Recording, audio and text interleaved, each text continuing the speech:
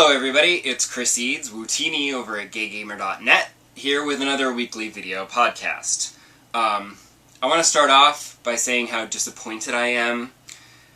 Last week, I noticed that after one day, my podcast got twice as many views as the previous one got in a week. And I can only assume that it's because I had my shirt off. Seriously? That's what it takes to get views on YouTube, is to take my shirt off? That's so sad. Also, I will not be doing that every week. That was a special occasion because it was 150 degrees. No, I'm not doing shirtless podcasts every week. I'm sorry, people. This one, I'm going to talk about video games in a tank top, if that's alright with you. So, all of you who came to see me without a shirt on, this week, I'm just talking about video games, and I'm wearing a shirt, sort of. So, you can just shut it off now. I want to start by talking about the new, Nintendo just released a bunch of Mii Plaza games, since we've all been using the puzzles and the Find Me 1 and 2. Now they've released 4 new games. They're $4.99 a piece, but if you buy all 4 at once, it's only $14.99. So you're basically buy 3, get 1 for free. Which isn't a bad deal. Because I'm not sure I'm going to be crazy about the shooter one, so I can just pretend like I bought the other 3 and the shooter came for free, so it's fine. Because honestly, the one where you grow plants is more my speed. I don't know why, that one just, I find fascinating that everyone you StreetPass has a different plant, and they'll water your plant and help it to bloom, and then you can cross-pollinate with their plants and create new plants, and to me that's just kind of fascinating. Because that's the kind of thing, I'm like, you know, you're StreetPassing and then like, just sort of evolves naturally, and that's kind of fascinating to watch. Whereas with the shooter, you have a ship, and then depending on how many people you StreetPass, you can get more power-ups for your ship. So if you've got 10 people, you've got 10 power-ups for your ship, and your ship is pretty much awesome. And then depending on the color of the shirt that the person you StreetPass is wearing, that'll be a different kind of weapon. So, I mean, I only had like 3 people that I had StreetPassed when I bought the games, so I could only do like a little bit. So I could only really try like the first section of each. I could just give it a little sampling. So the first level of the shooter one is not too bad, but I'm assuming it'll get harder as it goes on, because that's what shooters do. The one where you have an army, it's sort of a it's like a really easy strategy game, like a simplified strategy game of your people versus their people, and your armies are going to conquer the countries. And but it's boiled down to like a rock, paper, scissors kind of thing. So there's a little bit of strategy to it. And again, the more people you StreetPass, the more people you add to your army. So that one's not too bad, I guess. The haunted house one I find very intriguing, because as you StreetPass people, they give you like a little Tetris piece that you can lay into the grid of this map of a floor of a haunted house. And as you lay them down, they connect and create different rooms and doorways.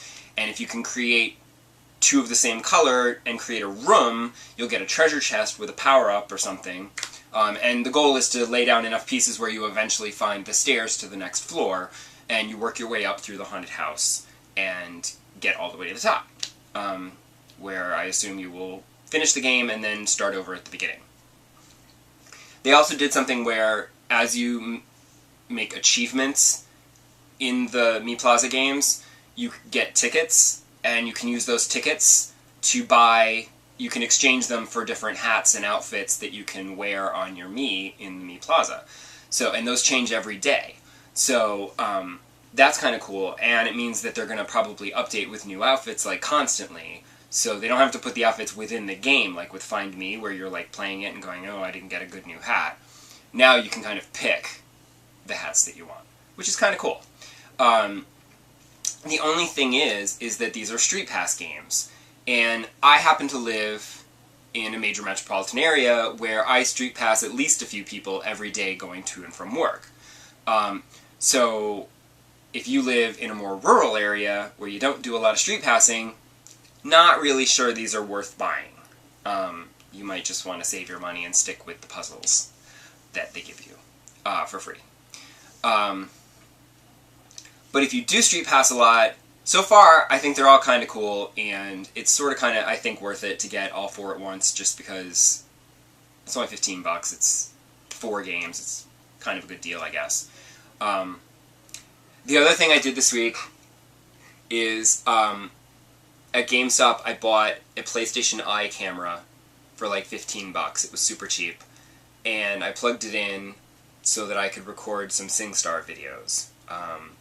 So if you happen to have SingStar, you can look for me, and you can rate my videos. Please rate them highly, even though I can't sing to save my life. One of my friends uploads SingStar videos, and I was like, oh, I should do that. And he's like, you can get a camera, it's super cheap. And I found one used at a GameStop for $15, and I thought, $15, whatever. I mean, I'm only ever going to use it to record SingStar videos and take pictures, but it was kind of fun, and you might find videos of me on the SingStar server, maybe. Also this week, I finished Remember Me, so I can finally review it.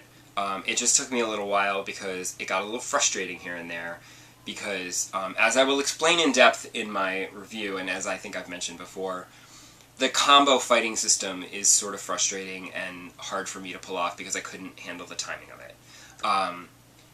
But overall, I like the game. It just has a kind of not the best combat system. So, but definitely if you find it on sale or used, it's totally worth picking up. Just because Nilin is a great character. It's an amazingly, beautifully rendered environment world. Neo Paris is fantastic, and the soundtrack is really good too, and the story is great. It's just having to fight was kind of annoying. Also, Telltale released The Walking Dead 400 Days, which is the kind of in-between chapter between episode 1 and 2, where it's a bunch of different characters. There's 5 different characters, and you have brief little vignettes with each of them, and then they kind of interconnect. All I can say about it is that it wasn't long enough, because I want more Walking Dead. And I appreciate this little flavor on the way to the next game, but it wasn't enough. I want the next game, and I want it really soon, because The Walking Dead is fantastic. And the fact that this was still fantastic has me really hopeful that they've not lost their magic touch, and that the next game will be just as good. And I will be forced to kill people that I don't want to kill, or leave them for dead, and feel guilty about it. And oh, all the feels! Thank you, Walking Dead, for being so good. Anyway, I have rambled on far too long this week, and I will see you next week, where I will once again be wearing a shirt. I'm sorry. I know it's summer, and I know y'all want to see skin, because you're all perverts. But those of you who just want to come back and watch me talk about video games, thank you. The rest of you, sorry. But I'll see you next week either way. Bye.